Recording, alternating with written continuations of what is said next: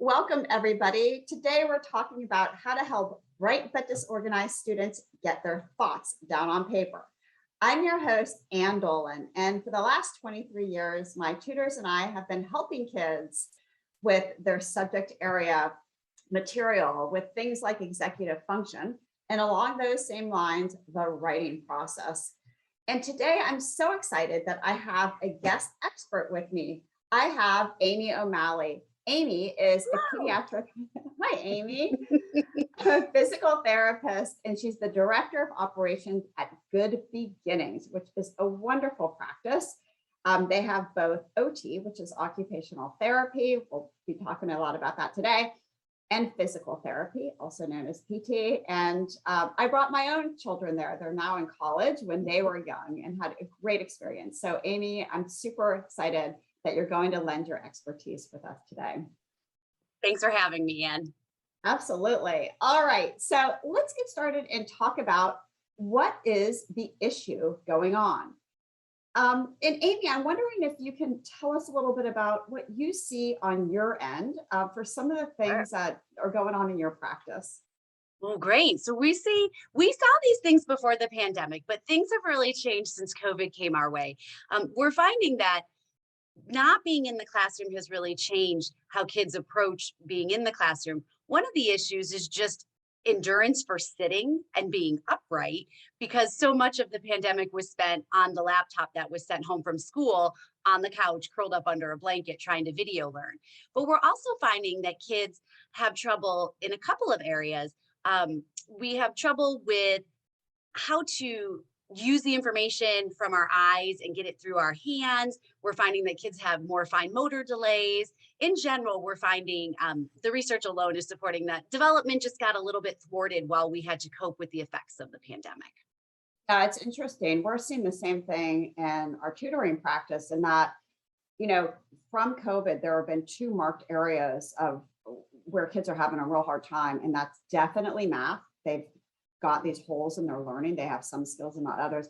And then the other one is writing, to your point, that they didn't really engage in that much writing for almost a year and a half. And it's not just, young children with the physical act of writing, but it's also older students that didn't have the opportunity to write and get feedback. So they're impacted just as much. So Amy, let's talk a little bit about the real problem and why is it that kids can't get their thoughts down on paper? I'm wondering if you can kind of lead us through the 6 main questions to consider when this is happening. I'd be happy to. And some of this may seem a little bit, either it starts out sounding a little basic, or you're thinking, really, this is what we go to an expert to, but this is what we specialize in. And it really does make an impact. I do apologize for cutting you off, Ann. I'm just so excited to talk about this. So what we created, we kind of have this algorithm that we go through that we created to put down on paper for Ann and Educational Connections. And we're going to do 5 questions in order that you can execute at home to see if you can get improved results. And the first thing to look at is it physical or environmental? Okay. So number 1, there is an ideal seating position, none of which the children in my life have used for the last year and a half to 2 years. But when you're really trying to work and execute and thinking, you want to be in a really well supported position. And as you can see on the wonderful graphic, there's some highlights. One of them is to be in a very comfortable seated position. With that chair, to me, looks quite comfortable, a little bit cushy. It has good back support, and it lines up at the appropriate height for the table so that your arms and where you're going to be writing are in a good alignment. One of the other elements I like to point out is that the feet are touching the floor. And it's very important for our postural system to know where we are in space. And like if you've ever seen your kids on an airplane seat and they're just kicking their legs and they just can't get comfortable, it's because their poor body is confused and needs a little more support for optimal breathing and optimal alignment. So you always want your feet in contact with the surface. In this beautiful picture, the child fits perfectly with the chair to reach the floor. With littler kids, or if that type of chair is not available, all you have to do is bring the floor up to you. You can easily put a stool under someone's feet and give them something to push their feet off of. which then allows their head to be in a really well supported position so that they can continue to breathe and focus. That oxygen is going to the brain where we're thinking, as well as their eyes are supported. That's the number one, Anne. Well, and that makes sense because if we think about like how teenagers do their homework, it's not like this. Often it's sitting on their bed, lounging back, they're on a fluffy comforter, and it's probably not conducive for focus and for getting their work done. So, Amy, let's talk a little bit about some strategies to help. So the first things to do is really make sure that the environment they want to work in, regardless of the sitting, is an appropriate environment, right? So make sure that they're not cold or not hot, because we all know that when we're busy focusing on those energies, we don't have the attention to give to other things. So make sure that if they're a cold person, that they either get a blanket or we've adjusted the temperature. Make sure there's enough light to work, because we all done that where we start working and someone turns the light on for us and it's an aha moment. Make sure that they aren't walking into the crowded environment with their 7 siblings who have their friends over and are going to pretend to try and concentrate. And then make sure again that maybe they're working at a chair that is the right height for the table and things of that nature. That makes sense. Let's talk a little bit about number 2. Could it be sensory based? What does that mean? It could be. And before any of you who are familiar with the term sensory processing may be jumping and saying, whoa, that seems a little bit big for this talk, but it's not. And here's why. We have 8 main senses, 5 to 6 of which really apply in this talk, which are sight and hearing and taste and touch and smell and your movement or your sense of balance. And those senses everyone has, and everyone has them in a particular arrangement that supports their body to move through the world and function. I like to call this the sensory envelope because it kind of wraps you up and helps you move through the world. And everyone has a sensory envelope and everyone processes things through it. What you need to be aware of, or for your child, is what about your sensory envelope sticks out or is like one of the main anchors. So the easiest question to ask is, when you want to focus and work, say at your office or at home, do you want there to be music in the background? Do you want there to be loud noises? Would you in college have preferred to study at Starbucks, or were you a library person? And that tells you what your sensory envelope needs.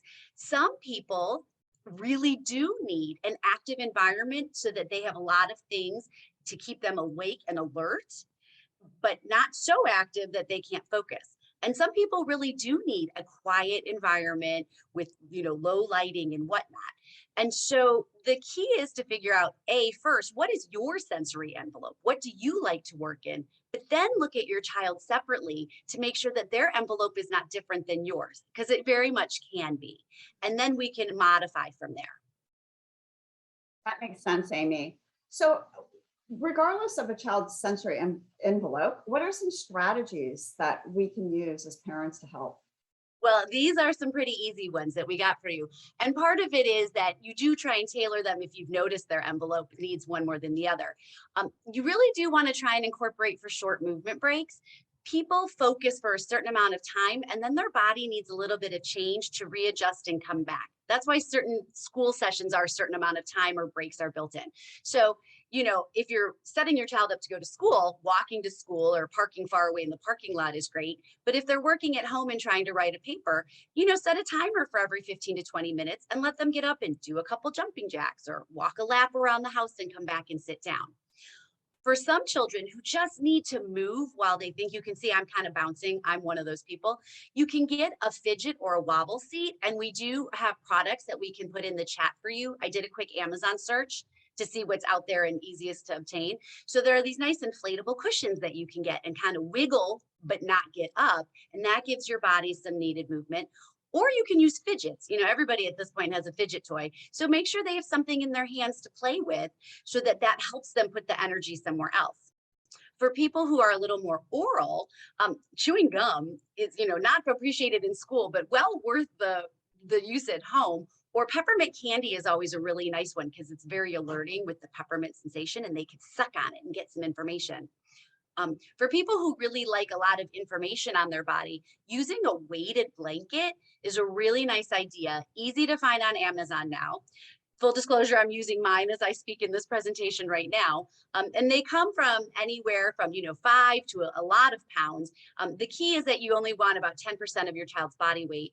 And if you don't have a weighted blanket at home, if you do have one of those hot packs or cold packs that can go in the microwave, those typically have enough weight that you could put around their shoulders and will make them feel good. The other thing is for someone who needs an alerting environment but is having trouble filtering out noise, I do like the idea of noise canceling headphones. And that's important because kids do need accountability, right? So saying to a child, oh, but you need a quiet environment and we're all busy, so why don't you go somewhere else where there's no accountability for you and try and stay focused can be a challenge. Because when they're younger, especially, our kids need our help, or sometimes our teenagers need our help to not get distracted by the phone that they won't put down. But they do need to block out noise. And this is a way you can have a child in your environment, but decreasing the sound that they have. Makes sense, Amy, because it's almost like we're encouraging kids to be a detective, trying to figure out what is the best location, what is the best way of studying for me to get something hard done. Mm-hmm. So let's move on and talk a little bit about the mechanics of writing. How do we know if there's an actual problem with the physical part of writing? Well, and that's been a real challenge lately, Anne, since their endurance for writing has been so low. We're finding that kids get fatigued more easily and have kind of forgotten how to do the little coordination. The coordination for keyboarding is very different than the coordination for pencil or pen writing. So it can be some fine motor challenges. Fine motor being using the smaller muscles of the hand and arm to execute tasks like writing or using scissors or folding paper, things like that. So if there are fine motor difficulties, there are a bunch of adaptations that we can give you to make some change. The first one is pencil shape and grip. And so I grabbed just what's in my house, and that you can see people make pens, these are all my conference pens, right? Of all different shapes and sizes. Some have grips built in, some are very skinny, some are triangle shaped, and then you get the really cute ones that are like curved. You can tell people are really paying attention to this, or big ones. And so let's give them opportunities to experiment with what may work for them. And so we put a whole bunch of them in the chat. There's a million options out there. I picked my favorite 5. So you can look at pencil shape and grip to see if there's one that supports their hands more. You can also use a short pencil, like when you're golfing, those little golf pencils, because sometimes having a shorter implement does increase the efficacy of how you hold it. So those are different, the little IKEA pencils. Next time you're there, grab a bunch of those. So that's one way you can start. You can also experiment with angles, and there's things in the chat, and I don't think I managed to get a picture in here, I apologize. But instead of writing on a flat surface, many people do well with an easel type surface. And they make, so the angles are between 20 and 45 degrees. And they make wonderful easels that we've thrown on Amazon that fit on your desk and have a clipboard attachment, so you can put the paper in a clipboard so it doesn't slide. And instead of writing flat, which is a different mechanism at your shoulder, you're writing on an incline. And so that's an easy adaptation to try for your children. For those who are keyboarding a lot, one of the things you can try with usually typically good success is the mechanical keyboard. Mechanical keyboard is different from our traditional laptop keyboards that are pretty low and flat with their keys. They're very smooth, and that's to make the efficiency of the wiring in the laptop fit. Mechanical keyboards are more like your old-fashioned push button phone, where each key is separate and distinct and has a spring mechanism, and it's very thick and textured. So as you press on the key, there's a rebound effect to help your fingers, as well as give you sensory information into your hands. And it seems that kids are really responding, adults too. I mean, if you would like one, you should get one too. And there's links to mechanical keyboards in the chat as well. Awesome, Amy. My 23-year-old son has a keyboard like this, and he loves it. He swears by it. It kind of reminds me of the good old-fashioned BlackBerry phone. I don't know if you ever had one, but I loved it because you could feel the keys, and it felt like they sprang back, and it was so much easier to type on it to me rather than an iPhone. And I wonder if it's that same concept. It's sensory in nature. I do believe so because our bodies really function with sensory information. And it's kind of gotten a bad term in the press. You always hear about sensory processing issues, and then somehow that's always linked to autism, and that's not true. And because everybody has senses and everybody has to process information through their senses to get through the day. And we need to start to enjoy the detectiveness of it and enjoy what that really means versus feel scared of it. One of the neat things too, I think you mentioned this when we talked earlier, Anne, the mechanical keyboards have all these other great features, like there can be lights underneath. So it like lights up like an LED display. And my nephew builds these for people. And I know that you can get different colored keys. For the primary keys can be a different color than the keys you don't use very much. And that just helps people organize their information. So they're really a delight when you have the time for it. Awesome, Amy. Thanks for sharing that. So let's talk a little bit about number 4. Is it visual motor processing? What exactly is visual motor processing? Yeah, this is a fun area.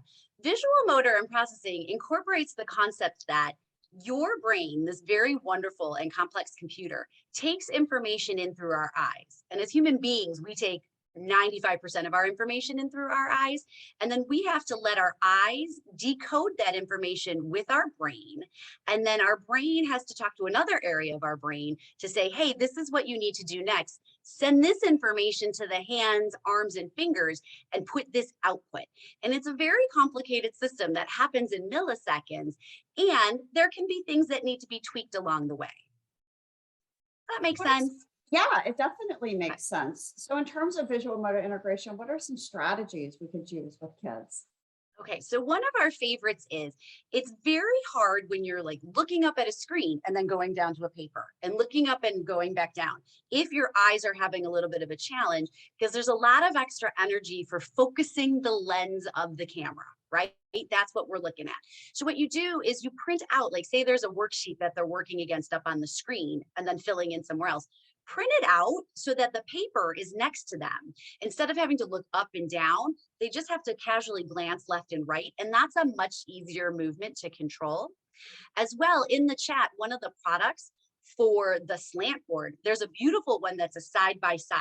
So there are 2 parts. It's a larger clipboard, slant board, and you can put the paper that you're referencing here and the output part on the other side. So that's a good one for kids having that.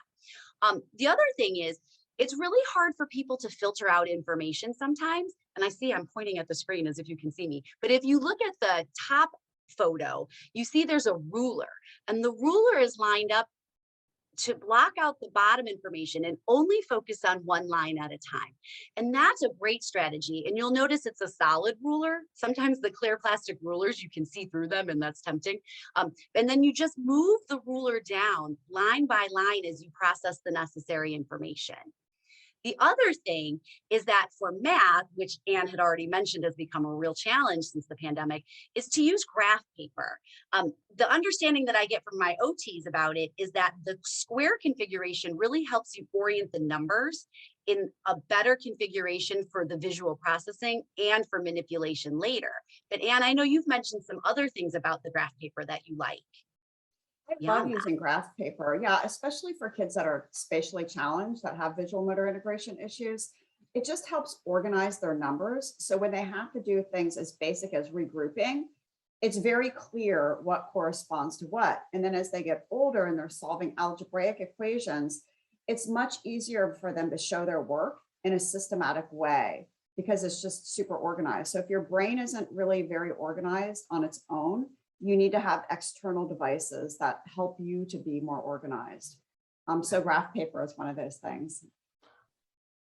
And then Amy, let's shift gears a little bit and talk about number 5, executive functions. What do you see in your practice around this term called executive functions? Oh, well, we see it applied not only to schoolwork, but we see it applied to self-care aspects of life. So like, how do I organize getting ready in the morning? How do I make my backpack efficient? How do I organize my self-care skills, like getting up and getting dressed and brushing my teeth, or even related to food? And, sometimes that's why your kid doesn't clear the table, because it doesn't occur to them that that's part of the sequence of this task.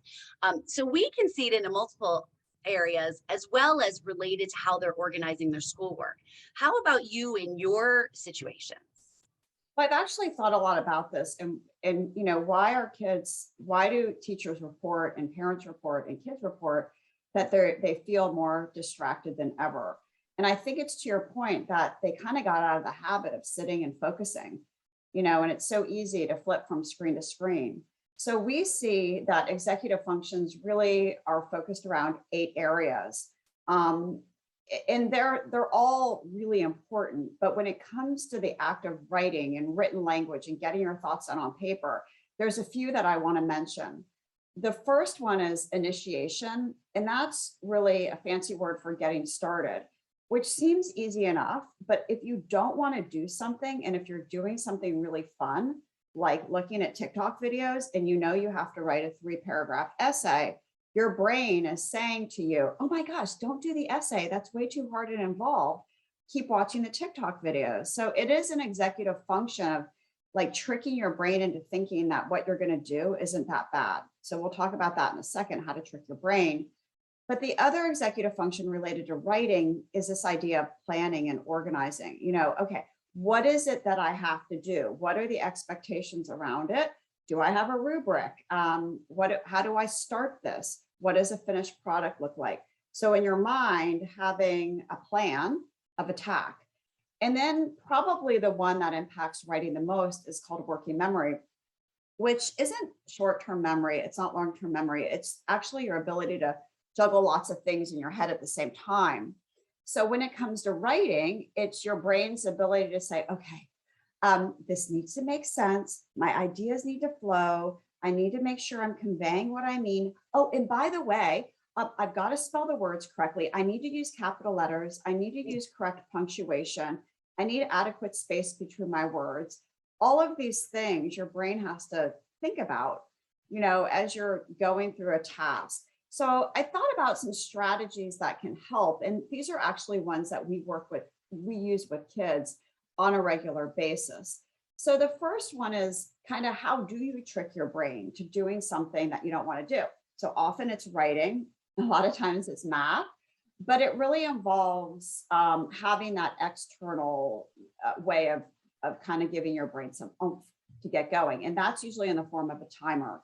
It can be the timer on your phone, but ideally, if your child has a physical timer in their study area, that's even better. And it needs to be set for a short period of time, like seriously, 5 or 10 minutes. And you say to yourself, I'm going to work as hard as I can, as best I can, focus as much as I can. And I'm just going to work for 10 minutes, and I can take a quick break, and then I can continue on. Usually they don't even need the break, they can continue on. So a timer is helpful. And so are graphic organizers. So graphic organizers are kind of like the hamburger. This is a good old fashioned one we've used in school for a long time. And it's basically, okay, what is my topic sentence? What are my 3 supporting details? And how do I write a conclusion?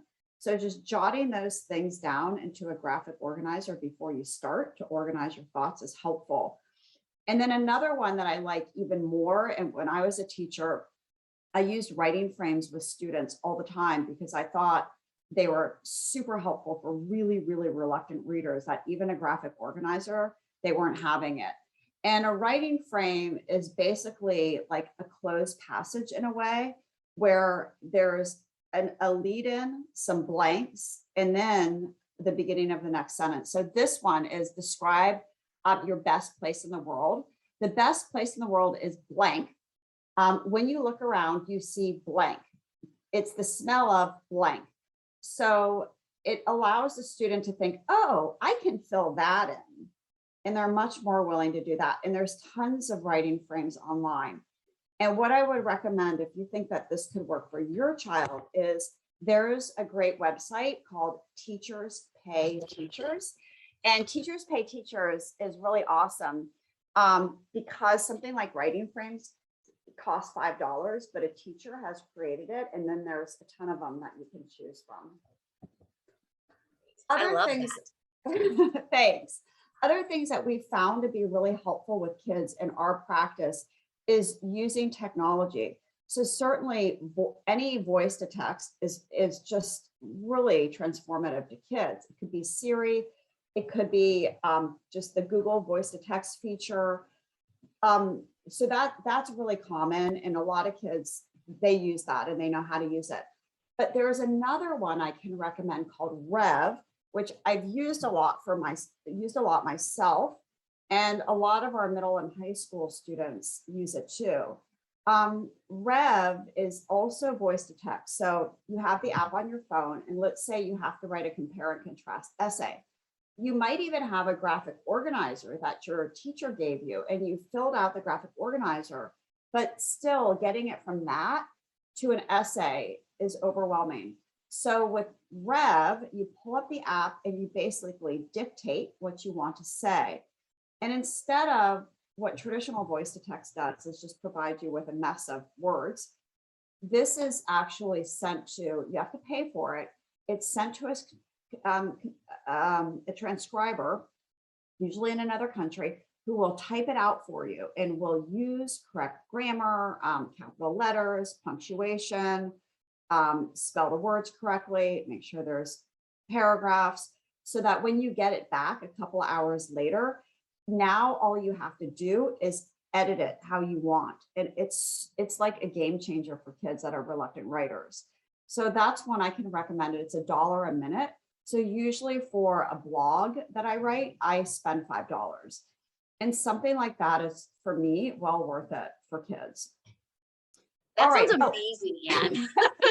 It is amazing. I know a lot of business people that use it too, because they're like, oh, I have to write this memo, or I've got to write this report. And it's just, yeah. And I also like it for kids because they could be on the bus, going to a sports practice and be writing an essay. And then they get home and it's already transcribed for them. Well, and this is when we were talking about this yesterday, I see a quick question in the chat that said, would a teacher consider that cheating for a middle school teacher? And one of the things I confirmed with you is that they're not writing the essay for you. They're literally cleaning up the words that you speak and putting them in a presentable format so that you can edit it on your own and complete it. Yes? That's true. So nothing has changed. The only thing that's changed is if you're doing voice to text on your own, it's a stream of consciousness. There's unless you're saying period, question mark, it's right. All together.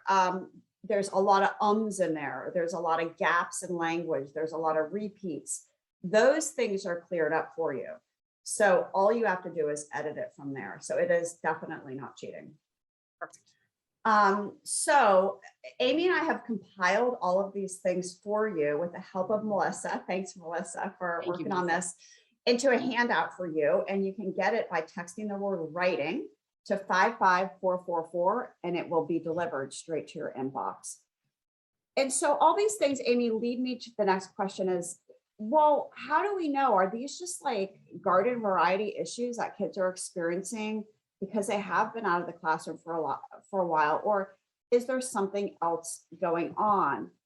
And so we've given parents a lot of do-it-yourself solutions, but if they try some of these and they're still kind of perplexed, like it feels like there's something more, what's a parent to do? Well, then I think the best next thing to do is go to the next level of your detective work and get some information from some experts, right? That's why we're here. We're here to help you. And the best thing our favorite thing to do is have someone come in for an evaluation to say, is this really a problem? And for us to say no, because then we're happy to help you along your way with some suggestions. So there are many people out there who can help you figure out, is this just, I need more trial and error with my DIY solutions? Sorry about that.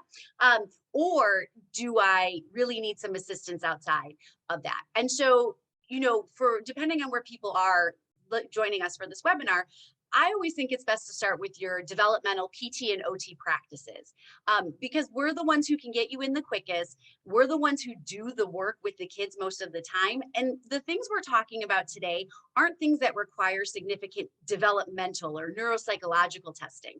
They're more falling under the typical umbrella of PT and OT development. So it could be PT. Is it really that your posture is a challenge because you're really weak in those muscles and you could use some strength training and balance training? Or is it a sensory envelope tweak that we really need and an OT can get you there quicker? We feel that everybody deserves the right to get it, and it's pretty accessible to find out. As well, when people come to us and we cross refer to Ann. We'll say, oh, no, this isn't, these systems are pretty stable. It really seems to be more in the educational focus or things related to the executive function outside of our parameters. And could you take over from here and help this family?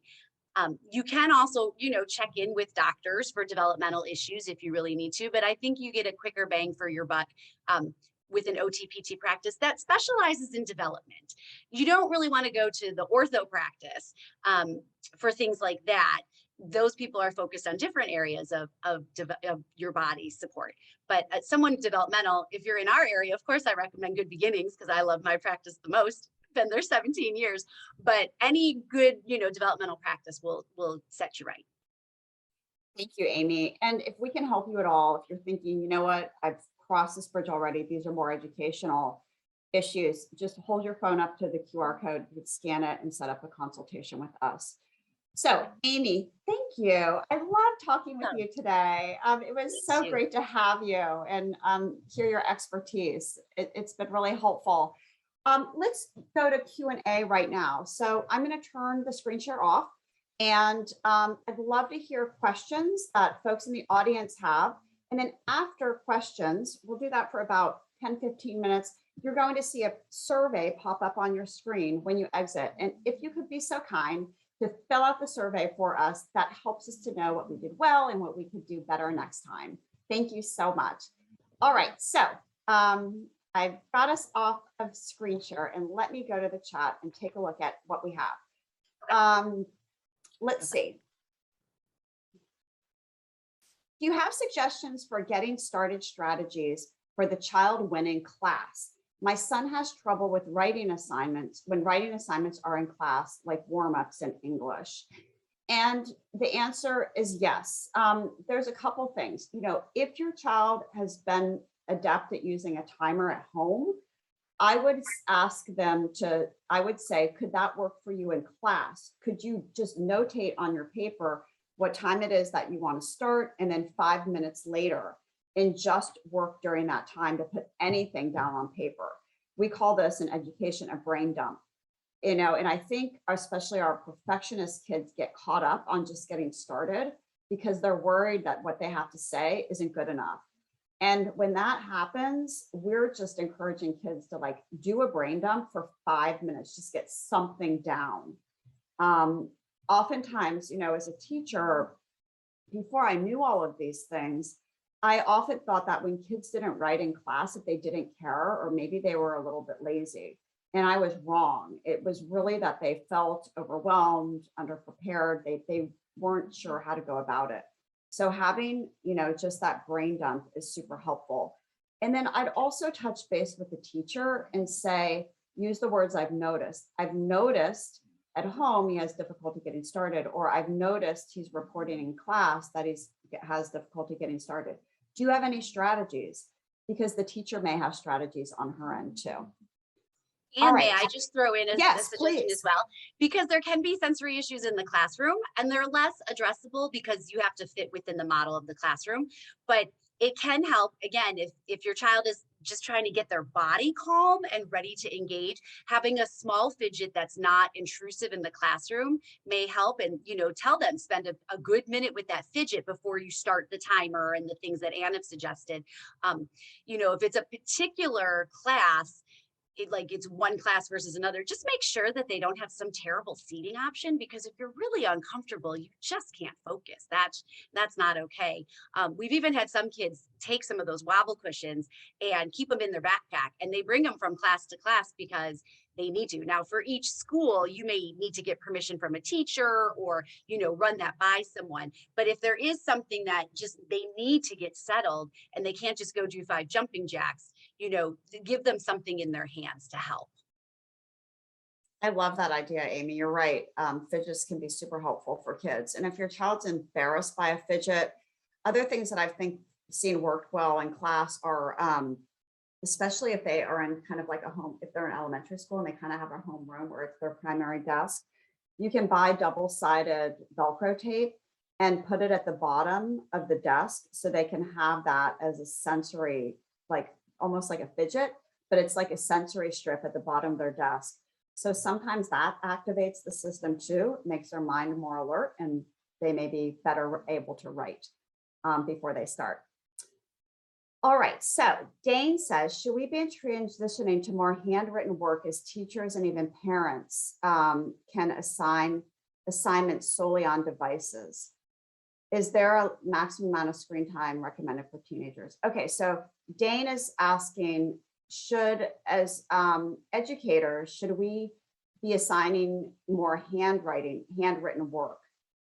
Should kids be doing some of their homework handwritten instead of always typing things? Do you have a sense of that, Amy? Oh, I have a sense of it from like a complete developmental medical perspective, but I don't feel that it's fair for me to impose that on the educational system. I would love to see more handwriting opportunities because it links to many areas of development. The same way that your child learning to crawl also linked to other areas of development. Like, for instance, I don't know if many of you know this, but one of the reasons that pediatricians and people like me are always bugging you to not skip crawling is because it actually is part of developing your hand arches and strength and coordination. And it's also got a really big developmental issue in the brain about how to learn how to use both sides of your brain simultaneously for alternative tasks. And we've been built that way for thousands and thousands of years to develop so that we do utilize that later for things like abstract thinking, because you have to use both sides of your brain simultaneously. And so what we see, some of the challenges we're seeing in our research is that our lack of movement opportunities is affecting our ability to use the brain the way we want it to, and videos and screens and video gaming isn't making up for the difference. My other personal preference is that one day the power goes out, so it can go out for small bursts, or you can just not have power. And so are we going to remember what to do? But that being said, I'm not part of the educational system to say what's right for educational development. So Anne, I'm going to have to defer to you. Sure. Well, the other thing I thought about is the role of handwriting with note taking. So it might not be that, a student has an essay to write.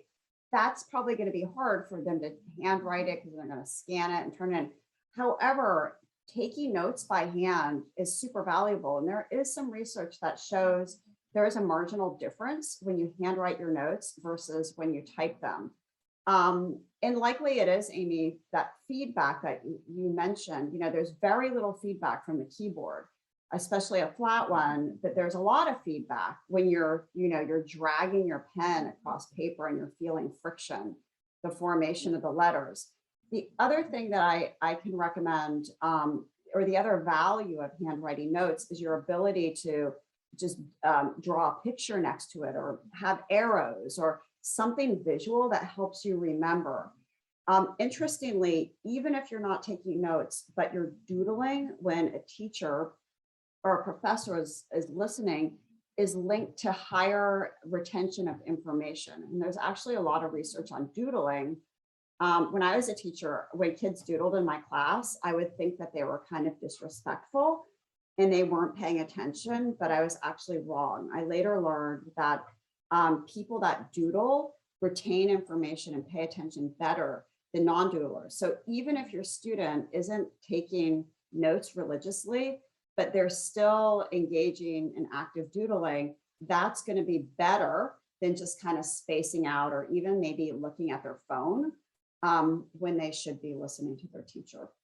Well, and that feeds right back into the sensory envelope. So again, what we've learned is that different processes are different active for different people. And so if they're a person who wants to move, and I think one of the things we're seeing in our research is that we really need to move more than we are. And we're setting ourselves up in school, like the schools that have exercise balls and get up and walk and talk while they move, tend to have what appears to be higher engagement levels. But I really think it's because you're engaging multiple sensory envelopes. I don't really think we were meant to sit like in the Laura Ingalls Wilder days of the little schoolhouse in those prim and proper chairs. I think that's really hard for us because we're movement-based creatures. And so when they are doodling, they're filling their sensory envelope. Something's being challenged, so they're filling it with something else and then giving you what you need, which is processing. But they're not necessarily looking at you or look like they're attending, but they really are. And that's hard. because it's hard to not be up in front of a room and have everybody be doodling and think you're not getting anywhere. Yes, I agree, Amy. That's such a good point. And then our last question is about, is there help for tutoring and writing for a high schooler who has a big gap? And there absolutely is. I'd say that this is definitely an area we excel in, and helping reluctant writers or kids that haven't had a ton of practice with writing, and they're not prepared for high school level work, and they won't be prepared for college. We can absolutely help fill in the gaps. And there are specific writing tutors that work really well with students like that. So that's the last of our questions. Amy, thank you so much again for being part of our webinar today. Parents, thank you all, and tutors and educators for being here today. It's been a pleasure to talk to you. Be on the lookout for our next webinar. We'll send it over to you on email. And if you would stay and answer the survey at the end, we will be so grateful. Have a great day, everybody. Thank you. Thanks again. Thank you so much.